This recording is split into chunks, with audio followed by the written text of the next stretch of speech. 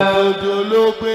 Ẹ jẹ́ àjọsọ irọ́ ò máa pọ̀ nílé tèwé tàgbà ẹni Ọlọ́run fẹ́ máa lọ sódò. Sórí alákọ̀ọ́kọ́ èdè méjì ni Jésù gbọ́. Inú ìran èdè méjì ni Jésù ti wá. Ó dàbí nílẹ̀ Yorùbá yìí ń sìn ẹlòmíì gbọ́ Yorùbá ó gbọ́ òyìnbó. Èrò ìkan lára àwọn young lecturer wa ó gbọ́ Yorùbá ó gbọ́ òyìnbó ó gbọ́ Haúsá ó dẹ̀ gbọ́ tápà. Ṣé ẹ rí lẹ́yìn èdè mẹ́rẹ̀ẹ̀rin tí mo kà yẹn wọ́n bá mú Yíbò wá kò ní gbọ́ o. Irú èmi mo gbọ́ Yorùbá dáadáa mo dẹ̀ gbọ́ òyìnbó díẹ̀díẹ̀. Mo gbọ́ òyìnbó díẹ̀díẹ̀ ni ṣùgbọ́n Yorùbá yẹn o tó lè pa mí láyò nínú ẹ̀ wàá rìn jìnnà torí tí fún tẹ̀dọ̀ Yorùbá wàláì Ọlọ́run fi rọ̀ mí lọ́rùn. Tó o bá mu wá lówe mo mọ̀ túmọ̀ ẹ̀ tó o bá mu wá láṣàmọ̀ mo mọ̀ túmọ̀ ẹ̀. Kéèyàn wá máa bá mi sọ̀rọ̀ pẹ̀lú Yíbò mi ní lè gbọ́ o torí mi ò gbọ́. Bẹ́ẹ̀ bá mi sọ̀rọ̀ pẹ̀lú Haúsá máa máa wò ó ni mi ní gbọ́. Bẹ́ẹ̀ gẹ́lẹ́ ni ìgbésí ayé Jésù ṣe rí pẹ̀lú orúkọ tó ń jẹ́ yẹn. Èdè méjì tí Jésù gbọ́ ó gbọ́ Hébérù ó dẹ̀ gbọ́ Aramaic ó gbọ́ Híbúrù ìyẹn ni Hébérù ó dẹ̀ gbọ́ Aramaic. Nínú èdè Híbúrù yẹn àwọn ò ní lẹ́tà J ó gbọ́ wọn ò ní álífábẹ́ẹ̀tì lẹ́tà J. Nígbà tó hàn bá wá ní J báwo ni wọ́n ṣe wá bí Jésù tó dijọ́ kẹjọ tí wọ́n wá sọ orúkọ ẹ̀ ní Jésù kí ni wọ́n fi fọ́ọ̀mù orúkọ yẹn. Kọ́lọ̀ kó bá ṣe dáadáa fún sásùwà Muhammadu Lijami Adégún Alabaika the Christ. Òrùn wọn la fi ń sáṣọ kọ́lọ̀ má jẹ́ owó ọkùn láéláé. Wọ́n ti ṣe ọ̀pọ̀lọpọ̀ wáàsí lórí yẹn lórí pé kí ni lórí wípé bó ṣe wà nínú èdè Hébérù yẹn ló wà nínú gbogbo èdè Pátápátá. tí ò sí èdè kan tí ò ní kò sí èdè náà tí ò ní. Bí Hébérù ò ṣe ní lẹ́tà J tó lè fi fọ́ọ̀mù Jehovah tó lè fi fọ́ọ̀mù Jésù tó lè fi fọ́ọ̀mù Jordan tó lè fi fọ́ọ̀mù Jerusalem. Hébérù ò lè pe Jerusalemu Hébérù ò lè pe Jordan Hébérù ò lè pe Jésù Hébérù ò lè pe Jerusalem kò possible torí pé alifábẹ́ẹ̀tì tó bẹ̀rẹ̀ yẹn àwọn ò ní. Báwo náà ṣe fẹ́ pè é mo wá ní gbogbo èdè ló wà bẹ́ẹ̀ náà ló wà nínú èdè Yorùbá kò sí alifábẹ́ẹ̀tì sí nínú èdè Yorùbá tó lè ka abidi kó yọ sí jáde ńbẹ̀ kò sí. Wàá rí X wàá rí X ṣùgbọ́n ò ní rí sí nínú alifábẹ́ẹ̀tì Yorùbá. Ìyẹn ló ṣe túmọ̀ sí pé Yorùbá gidi tó jẹ́ òríjínà Yorùbá kò lè sọmọ ẹ̀ ní Ṣínédú. Rárá o ló ti rí. Kò lè sọmọ ẹ̀ ní Ṣíbùsọ̀ torí tó bá sọmọ ẹ̀ ní Ṣíbùsọ̀ tó bá ní kó wá kọ́ ọ́ lẹ̀ báwo ló ṣe fẹ́ kọ́. Ṣíbùsọ̀ kẹ̀dẹ̀rẹ́ ó bẹ̀rẹ̀ pẹ̀lú sí. Ìyẹn lèmi àtẹnìkan jọ sọ lórí platform kan láìpẹ́ yìí tó wá dá mi lóhùn pé Yorùbá ń sọ ọmọ ní kókà.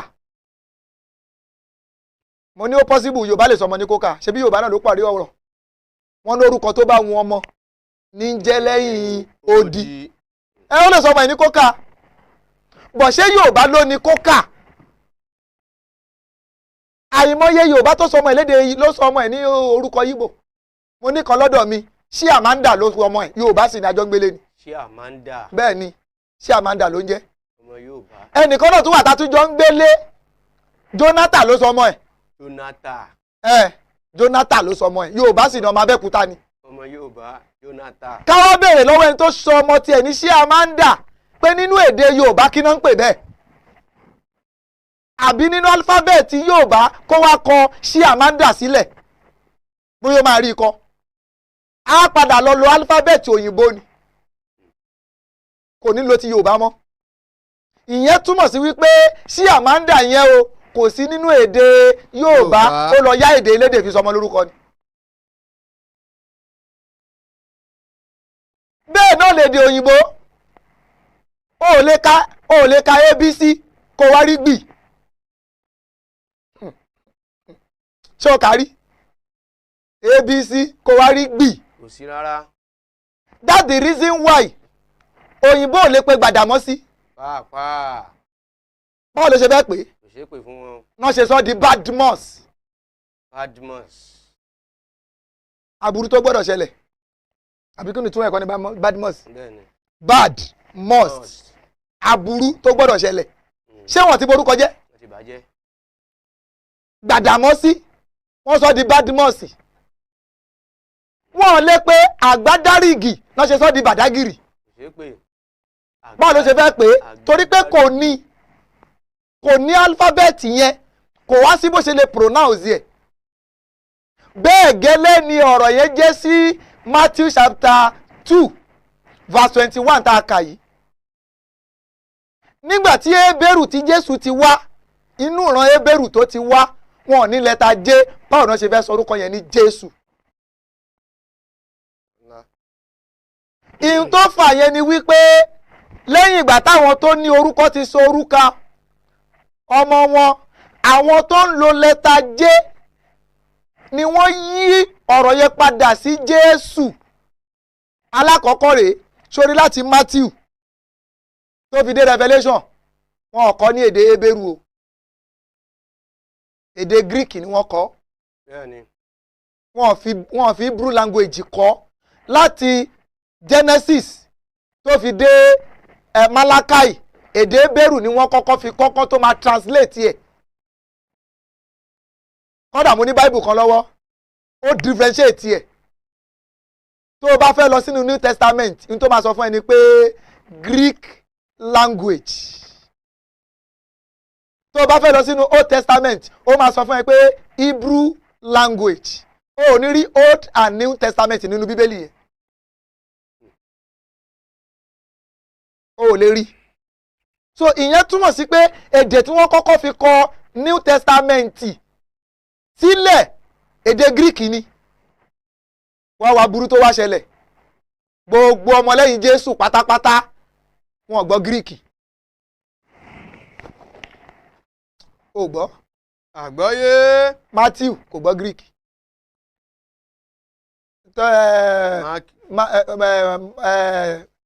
John kò gbọ́ Greek. gbogbo Anderu gbogbo wọn ò gbọ́ Greek. Hébérù ni wọ́n gbọ́. àwọn tí ò wá gbọ́ Greek ni wọ́n sọ wípé wọ́n kọ ìtàn ìgbésí ayé Jésù lẹ̀. èdè tí wọ́n dẹ̀ ti kọ́kọ́ fi kọ́ lẹ̀ èdè Greek ni báwo ló ṣe papọ̀. ibi tá a ti ní problem nìyẹn o. so wọn ò kọ èdè Greek wọn ò kọ New Testament lẹ̀ pẹ̀lú èdè tí Jésù gbọ́. àwọn tó tẹ̀lé Jésù wọn ò gbọ́ Greek wọn ò lè kọ́lẹ̀. wọ́n wá ní abí ọmọ yẹn o wọ́n wá pe orúkọ ẹ̀ ní Jésù. ta ló kọ́lẹ̀ nígbà tí wọ́n bí tó fi ń pè ní Jésù báyìí ló yẹ pé Jésù ni wọ́n pè. èyí tó túmọ̀ sí pé Yáṣúà ni wọ́n pè torí Hébérù lẹ́tà wáyí ni wọ́n ní. wọ́n ní lẹ́tà J. wọ́n ní lẹ́tà J lẹ́tà wáyí ni wọ́n ní. so tó máa fẹ́ pe Jerúsálẹ́mù Yerúsálẹ́mù náà máa pè. Jerúsálẹ́mù. Yọ́dánì náà máa pè. Yẹ́ṣúà náà máa pè. Yahweh náà máa pè. wọ́n lè pe Jehovah. tó o bá fẹ́ já irọ́ mi gbogbo ẹ̀yin tẹ́ ń wò mí ẹ lọ wá New Jerusalem Bible Old Testament ẹ̀ Yahweh lẹ́ máa bá ń bẹ̀ ẹ̀ ní bá Jehovah ń bẹ̀. sórí gbogbo ibi tí o ti ní Jehovah nínú King James Version ẹ yẹn lọ dọ̀tí ẹ̀ dáhùn wá lọ wá Jerusalem Bible máa wá wò ó lẹ́yọ kọ̀ọ̀kan ó ò ní rí Jehovah ń bẹ̀ láéláé Yahweh ni wàá máa bá pàdé. òye Yahweh ni wàá bá pàdé ò ní bá Jehovah pàdé ń bẹ̀ torí pé wọn ò ní lẹ́tà yẹn bó ń torí pé New Testament Greek ni wọ́n kọ́kọ́ fi kọ́ kó tó já pọ̀ lòun ṣe gbé Jésù wá àṣírí tó wà ńbẹ̀ nìyẹn. So wọ́n á máa pe Yashua, Yahweh, Yakobu, wọ́n lè pe Jacobu, Yakobu náà máa pè, Yọ́ọ̀nù. Báwo ló ṣe wá jẹ́ pé Jésù ni wọ́n sọ Jésù? Ẹ̀rí kó ti takora wọn. Ẹ̀rí kó ti takora wọn. So ẹlẹ́ẹ̀kejì nìyẹn. Emmanuel nínú fẹ́ sọ. Bọ́ àríbi kankan tó ti sọmọ ní Emmanuel nínú Bíbélì. Kàkà káríbi tó ti sọmọ ní Emmanuel, Jésù ni a rí pàdé. Àríbi kankan tó ti sọmọ ní Emmanuel, ẹ bá tún tẹ̀síwájú díẹ̀ sí. Nínú Àìsáyà yẹn. A sì máa pe orúkọ rẹ̀ ní ìyanu. A máa pe orúkọ ẹ̀ ní ìyanu àti tú. Olùdámọ̀ràn. Kí náà pé?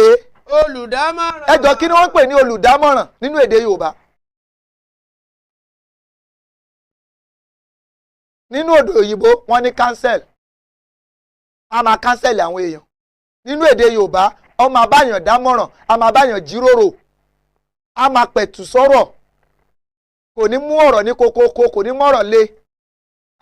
Àmọ́ nígbà tí èmi máa wo bí Jésù ṣe ń sọ̀rọ̀ nínú Bíbélì, mi ò rí bí tó ti báyàn dámọ̀ràn o. Bí wọ́n bá dẹ̀ rí, àyè wà fún béèrè o lásìkò bá tó. Mi ò rí bí tó ti báyàn dámọ̀ràn. Kàkà kó wọ́n báyàn dámọ̀ràn, ẹ bá wo Matthew chapter 23. Ẹ gbọ́ bó ṣe ń sọ ọ̀rọ̀. Ẹ bá ń ka Matthew 23, ẹ bá ń gbé láti verse 13. Ẹ ka 15.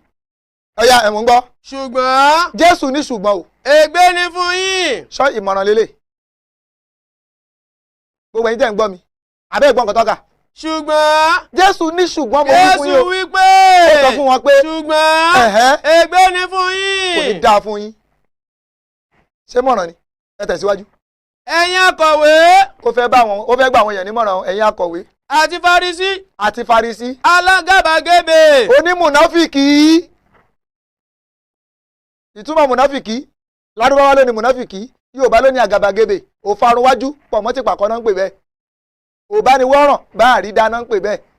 Ògbé ẹrù tí kì í ṣe tẹni léni lórí wá yọwọ́ ni wọ́n ń pè ní èdè yẹn. Ẹ tẹ̀síwájú. Alágàbàgebè. Nítorí ẹ̀yin ń ṣe ìjọba ọ̀run mọ́ àwọn ènìyàn. Ẹ jẹ́ káwọn èèyàn tó fẹ́ rọrùn wọ̀. Ẹ̀yin fúnra yóò wọlé. Ẹ tún wá jẹ́ káwọn tó fẹ́ wọlé ó wọbẹ̀. Ẹ bá ń ka 15 torí àsìkò mi fẹ́ pẹ́ lórí yẹn púpọ̀. Ègbé ni fún yín. Ó tún kọ̀ntínú ègbé yẹn náà. Ẹ̀yin akọ̀wé. Ẹ̀yin akọ̀wé. Àti Farisí. Alágàbàgebè. Nítorí ẹ̀yin yí okùn. Ẹ farabalẹ̀ ká. Mo fẹ́ kẹ́ ẹ pé ni mi fẹ́ pè sí lẹ́nu. Ẹ tẹ̀síwájú. Nítorí ẹ̀yin yí okùn àti ilẹ̀ ká láti sọ. Ẹ̀yin yí òkun. Kò ń ṣe okùn. Mo padà pè sí lẹ́nu ni. Ẹ̀yin yí òkun. Ẹ tẹ̀síwájú. Àti ilẹ̀ ká láti sọ ènìyàn kan di àwòkọ́ṣe. Àwòkọ́ṣe. So ẹ̀yin á máa padà máa yí ẹgbàlẹ̀ nítumọ̀ ẹ̀. Ṣé wá rí láti 13 yẹn tó fi dé 39 bó ṣe ń bá ọ̀rọ̀ yẹn lọ nìyẹn. Ègbé yìí ni láti 13 tó fi dé 39 tí verses 23 yẹn parí sí. Kò sí nǹkan míì tí Jésù sọ ń bẹ̀, ègbé ni. Ọ̀rọ̀ líle yẹn òun ló fẹ́ jẹ́ kán pa Jésù, tẹ́lómi rò pé Jésù wá kú fẹ́ ṣẹ̀hún. Toró máa ń sọ̀rọ̀ gbàù sáwọn akọ̀wé náà ṣe ń wá ọ̀nà àti pa. Kò ń ṣe nítorí ẹ̀ṣẹ̀ tiẹ̀ bọ̀ kì í ṣe ẹ̀ṣẹ̀ la fẹ́ tírìtì lálẹ́ yìí. Kò ń ṣẹ̀ṣẹ̀. So ọ̀nà máa jẹ́ olùdámọ̀ràn. Tí ò síbì kankan tó ti ẹ́fà báyàn dámọ̀ràn rí àfi kó máa sọ̀rọ̀ líle fún yàn. Ẹ tẹ̀síwájú nínú Àìsáyà ẹja kó mẹ́yẹn. Ọlọ́run alágbára. Ṣé wàá ráyé lóde? Ẹgbọ́n ọ̀tọ́ wí. Ọlọ́run alágbára. Ẹsẹ̀ Bíbélì tí Kírísítẹ́nì ń kàrè tó fi gbàgbọ́ pé Jésù lọ́lọ́run. Tó fi ń kọ lórí pé Jesus you are mighty God. You are mighty God. Jesus you are mighty God. You are mighty God. Heaven and earth bow before you. You are mighty God. Wọ́n lóhun ni mighty God. Torí pé ẹsẹ̀ Bíbélì sọ wípé ọmọ tá à ń sọ yẹn o ó máa jẹ́ ọlọ́run alágbára. Ṣé Jésù jẹ́ ọlọ́run? A rí i pé àti mọ́lá kọ̀ọ̀kan wá ó fail àrímú, amẹ́lẹ́kejì wá àrímú ó yẹrí ẹ̀kú omi ẹ̀. Ẹlẹ́ẹ̀kẹta tún leléyìí o, ẹlẹ́ẹ̀kẹta ni ọlọ́run alágbára. Ṣé Jésù lọ́lọ́run alágbára? Kírísítẹ́nì sọ pé bẹ́ẹ̀ ni, òun gangan ni ọlọ́run alágbára, Jésù gangan lọ́lọ́run. Ǹjẹ́ Jésù ẹ́fà sọ wípé ọlọ́run lòun ṣá? Torí pé ọ̀rọ̀ tí Jésù bá sọ òun lèmi nígbàgbọ́ sí o. Bẹ́ẹ̀ ni. Ọ̀rọ̀ tẹ́ni other person bá sọ èmi ò nígbàgbọ́ sí. Torí téèyàn bá fẹ́ jẹ́ ọmọlẹ́yìn Jésù tòótọ́ ó gbọ́dọ̀ máa tẹ̀lé ọ̀rọ̀ ẹ̀ nínú John chapter 8 verse 31. Jésù sọ fún àwọn Júù tí ó gbàgbọ́ wípé. Kì í ṣe gbogbo Júù ló gba Jésù gbọ́ngbà tí Jésù wà láyé. Nígbà tí ẹ̀yin bá ń dúró nú ọ̀rọ̀ mi. Àwọn tó gbà á gbọ́ wá fún wọn lófin ó fún wọn wọ́n nì pé ńgbà tẹ́ ẹ bá ń dúró nínú ọ̀rọ̀ mi. Nígbà náà. Ìgbà tẹ́ ẹ dúró nínú ọ̀rọ̀ mi yẹn gangan. Ni ẹ lè jẹ́ ọmọlẹ́yìn mi tòótọ́. Sọ àpẹẹrẹ tá a lè fi dá ọmọlẹ́yìn Jésù mọ̀ ni kó dúró nínú ọ̀rọ̀ tí Jésù bá sọ. Christian, níbo ni Jésù ti pe ara ẹ̀ ní Ọlọ́run nínú Bíbélì? Èmi àti bàbá kan jọ ń sọ̀rọ̀ lórí platform. Ó ní Jésù pe ara ẹ̀ lọ́lọ́run. Mo ti wò ó pé ó tásìkò tèmi náà máa gba Jésù gbọ́ lẹ́nu. Tí wọ́n náà bá lè fi hàn mí àyè wa o, bóyá ìwọ tún ní mí tó ju ti bàbá yẹn lọ. Tí n bá rí ibi tí Jésù ti pà pé Ọlọ́run lòun, Ọlọ́run mo fọlọ́run búra, mi ní kírun mọ́ o. Mo tẹ̀lé Jésù nìyẹn. Ẹ gbọ́, mo tẹ̀lé Jésù nìyẹn. Àmọ́ ìdí tí mi fi gbà pé Jésù jẹ́ Ọlọ́run òun lọ̀rọ̀ kan tọ́lọ́run sọ fún ànábì wa Muhammad. Sallallahu alayhi wa sallam. Ẹ rí i pé ìtàn Jésù pọ̀ nínú Kùránì ẹ̀ lọ́lọ́run pẹ̀lú ọ̀rọ̀ yìí. Àti pé àwọn kò rán òjíṣẹ́ kan níṣẹ́ síwájú rẹ̀. Ọlọ́run ní kí ìwọ ànábì tó dé. Sallallahu alayhi wa sallam. Kí ìwọ Muhammadu tó dé. Sallallahu alayhi wa sallam. Àti ìran òjíṣẹ́ kankan níṣẹ́ kí ìwọ ànábì tó dé. Àwọn kò rán òjíṣẹ́ kan níṣáájú rẹ̀ o. Kò sójíṣẹ́ kan tá a ránṣẹ́ síwájú rẹ̀. Àyàfi kí a ránṣẹ́ sí pé. Tá a máa fi ránṣẹ́ sáwọn òjíṣẹ́ tó ti ń wá kí ìwọ tó dé ni wípé. Dájúdájú. Verily, ẹ̀rí gbọ́dọ̀ tún kàn pa. Bẹ́ẹ̀ni.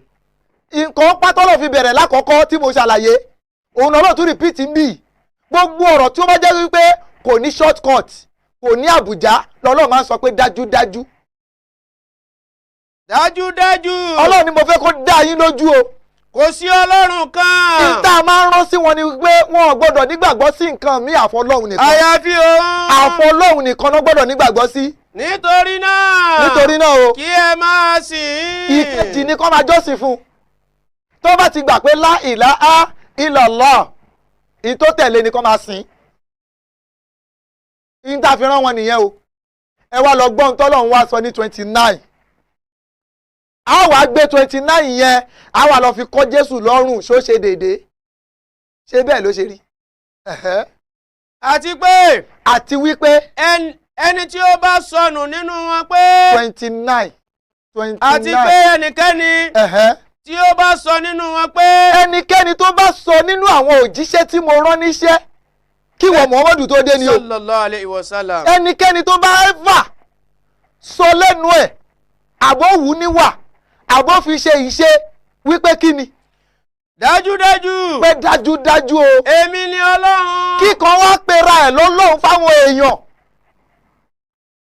Dájúdájú. Gẹ́gẹ́ bí Christian ṣe sọ wípé Jésù lọ́lọ́run. Ǹjẹ́ Jésù ẹ́fà pé ara ẹ̀ lọ́lọ́run fáwọn èèyàn?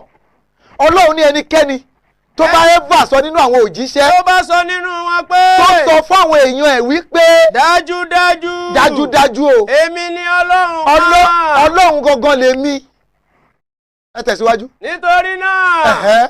Eléyìí ni Jánámà ni a ó fi san. Ọlọ́run ní kò sí ohun tó máa jẹ́ àtúbọ̀tán irú èèyàn bẹ́ẹ̀ irú òjíṣẹ́ bẹ́ẹ̀ iná ló máa wọ̀.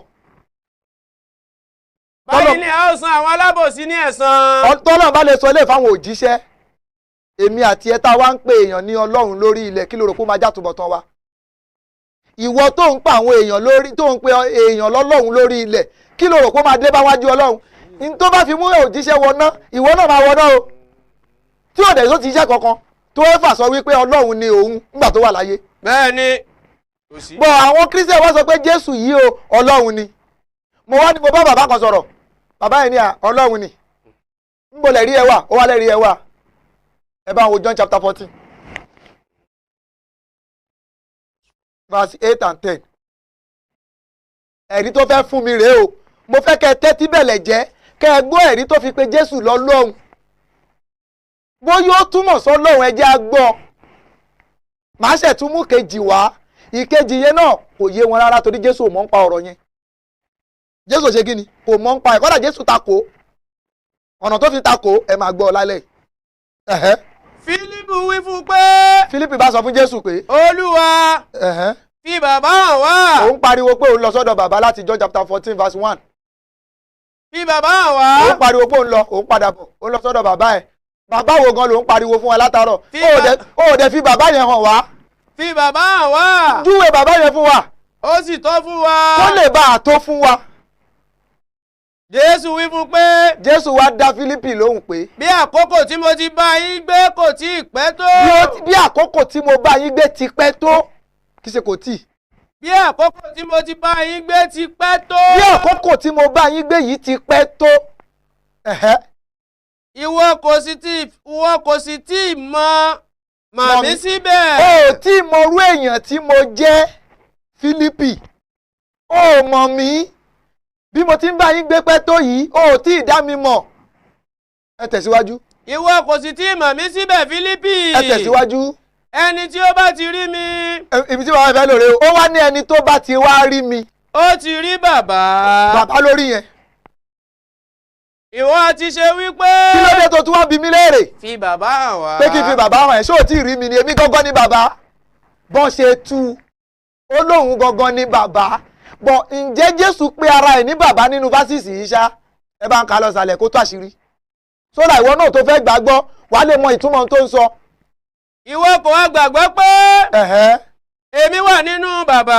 ó wá ní èmi wà nínú bàbá. àti pé. bàbá wà nínú mi. bàbá wà nínú mi. ṣẹ́rí bó ti ń tú. èyí tó túmọ̀ sí pé ohun tó ń sọ bẹ́ẹ̀ ni pé mò ń ṣèfẹ́ bàbá. bàbá ń ṣèfẹ́ mi. ẹ tẹ̀síwájú. ọ̀rọ̀ tí èmi ń sọ fún yín. ẹ wá gbọ́ ó wá ní ọ̀rọ̀ tí mò ń sọ fún ẹ̀yin ọmọ ẹ̀yìn mi yìí. èmi kò dá sọ. kì í ṣe mi ni mo ní ọ̀rọ̀ yẹn. ṣùgbọ́n. ẹni tó ní ọ̀rọ̀. bàbá tí ó ń gbé inú mi. bàbá tó ń gbé inú mi. òun ni ó ń ṣe iṣẹ́ rẹ̀. òun ló ń ṣe iṣẹ́ tí mò ń ṣe. bàbá wo ló ń gbé inú ẹ̀. tó bá jóun gangan ni bàbá. mo béèrè lọ́wọ́ bàbá yẹn o aláì bàbá yẹn múná lọ ni o. wọn ò lè fún mi lésì. nígbà tí mo wá fẹ́ dé ládé ẹ wá bá lọ sí verse 28 ẹ̀ ṣé 28 ni 28 àbí 24. ẹni tí kò fẹ́ràn mi. kí lẹ́ka yẹn 24. ẹ lọ sí 28. ẹ̀yin ṣáà ti gbọ́ bí mo ti wí fún yín pé. ṣé ẹ gbọ́ ni ọ̀rọ̀ yẹn náà ló ń bá bọ̀ o ó wá ní ṣé ẹ gbọ́ bí mo ṣe wí fún yín wípé. èmi ń lọ. èmi ń lọ. èmi ò sì tọ̀ yín wá. màá tún padà wá. ìbá ṣe pé ẹ̀yin fẹ́ràn mi. tó bá jẹ́ pé ẹ nífẹ̀ẹ́ mi ni ẹ̀yin ìbá yọ̀. ẹ̀yin ìbá yọ̀. inú yín ìbá máa dùn. nítorí. ó ní nítorí wípé. èmi ń lọ sí ọ̀dọ̀ bàbá. mo ń lọ sọ́dọ̀ bàbá. nítorí. ó wá ní nítorí. bàbá mi tóbi jù mí lọ. bàbá wo ló tóbi jù lọ. tó bá jóun ni bàbá wo ló tún tóbi jù lọ.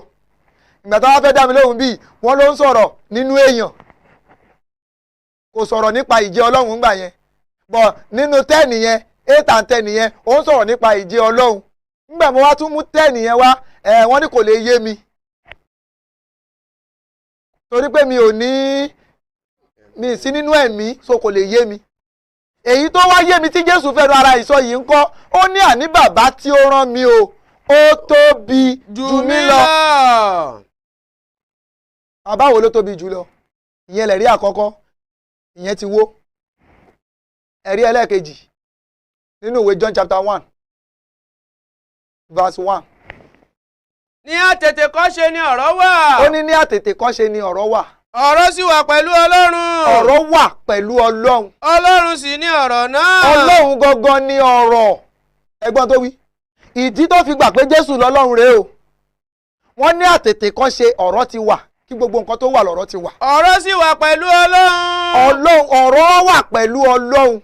Ọlọ́run sì ni ọ̀rọ̀ náà. ẹ wá bá mi sáré fi speed lọ ka verse 14 ká tó padà sí wá yẹn padà.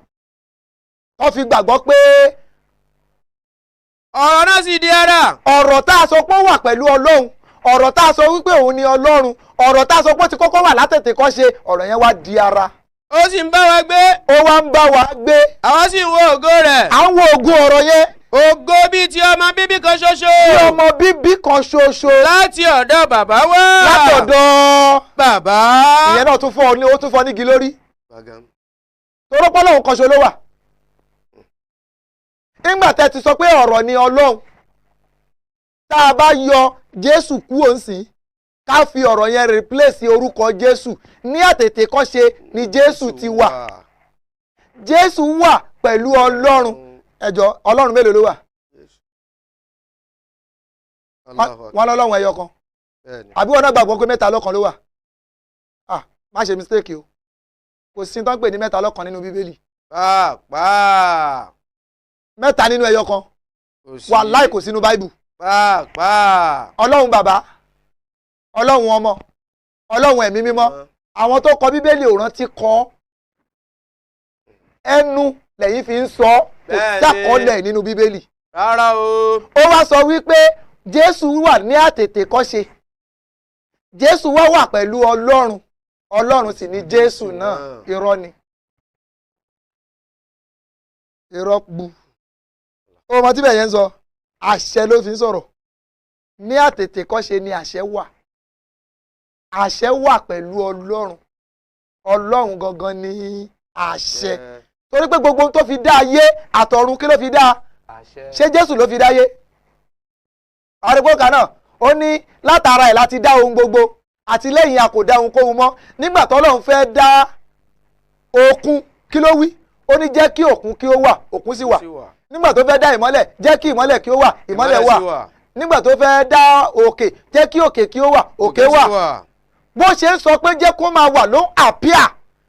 àṣẹ yẹn ló wà pẹ̀lú Ọlọ́run, Ọlọ́run gangan làṣẹ yẹn. torí pé àṣẹ ò ṣe é yà kúrò lọ́dọ̀ Ọlọ́run. ayàkùnrin náà ṣe gbé wá wípé ẹnu sọ́yà tún lè yà sí. ìzára dàṣẹ́ yà wàhámùrú ìzára dàṣẹ́ yà ayàkú làlàwú yàkú làlàwú kún fàyàkún kún fàyàkún. tó bá ti gbèrò pé tí Ọlọ́run bá ń gbèrò láti ṣe nǹkan kan, pé mo fẹ́ kí ayé kó máa wà, yóò sì wí pé jẹ́ bẹ́ẹ̀. tó bá ti ń rò ó báyìí lẹ́sẹ̀kẹsẹ̀ á máa ní kó jẹ́ bí àdé máa jẹ́ bẹ́ẹ̀. ìyẹn ni ọ̀rọ̀, kò ń ṣe Jésù. oyè kò ń ṣe Jésù. jẹ́ ká wá tọ̀pá bọ̀ gangan. ṣé Jésù jẹ́ Ọlọ́run? ṣó sọ pé òun jẹ́ Ọlọ́run rí? kàkà kó sọ pé òun jẹ́ Ọlọ́run, ẹ̀gbọ́n ohun tí Jésù pe ara ẹ̀ nínú John chapter 8 yẹn náà verse 28. ẹ jẹ́ kọ́kọ́ bẹ̀rẹ̀ láti bẹ̀. ká lè bá a mọ̀ pàtàkì ọ̀rọ̀ tó jẹ́ ọ̀rọ̀ Jésù yàtọ̀ sí irọ́ tí wọ́n ń pamọ́ Jésù tí kìí ṣe tiẹ̀. ká lè bá a mọ̀ ó yá. Jésù wí fún wọn pé. Jésù wá sọ fún wọn wípé nítorí náà. Jésù wí fún wọn pé. ẹ tẹ̀síwájú. nígbà tí ẹ bá gbé ọmọ ènìyàn sókè. ọmọ kí ló pé? ọmọ ènìyàn. ṣọ́lọ́run wájú ọmọ ènìyàn. rárá o. ṣọ́lọ́run ló èèyàn ló bí Ọlọ́run ni. ókè àbí torí pé àwọn Roman Catholic wọ́n ti sọ̀sọkúsọ tí ò lẹ́rìí nínú Bíbélì. lẹ́yìn náà ṣe gbàgbọ́ pé bẹ́ẹ̀ ló ṣe rí. àfẹ́ẹ̀kì ni o fẹ́ kọ́. Jehovah Witness ijó yé wa wípé ọ̀rọ̀ yẹn ọ̀rọ̀ ọ̀rọ̀ ni. torí Jehovah Witness ò gbàgbọ́ pé Jésù jẹ́ Ọlọ́run, Christian dẹ̀ làwọn náà. wọ́n gbàgbọ́. ó mọ ọ̀rọ̀ yẹn tí wọ́n kó dànù. ọ̀rọ̀ tí Roman Catholic máa sọ wípé Holy Mary, Mother of God, pray for us. ìyá ọlọ́run ìsọkúsọ ọ̀rọ̀ ni mother of God ìyá tó bí ọlọ́run inú wo ló fẹ́ gbé ọlọ́run sí. nígbà tó ọlọ́run ròyìn ara ẹ̀ fún wa nínú ayatul kursiyu pé àti sọ́mọ̀ àti ilẹ̀ ìtẹ́ tọ́lọ́run fi gbé ẹsẹ̀ ẹ̀ sí ó tóbi ju sọ́mọ̀ àti ilẹ̀ lọ. samawati wàlẹ̀ àrídì ó tóbi kọjá ayé àtọ̀run lẹ́nìkan máa wá gbé sínú ó kọjá bẹ́ẹ̀ kó sọ ọlọ́run èèyàn lè bí ọlọ́run kò possible. gbogbo ẹ̀yin tẹ́ bá wa ṣí ètò yẹn ẹ ní pàdánù ọmọláyé àti lọ́run ọlọ́run ó sì máa ṣí ẹ̀ oore fún yín láwọn oore tó ní agbára tó já sí pé ẹ̀yin náà ó máa wò ó pé ṣé mi náà lọ́lọ́run ṣoore tó tó báyìí fún bí ó ti rí nù bí akil ayyil qayyum alladhi la ta'khusuhu sinatun wala nawm.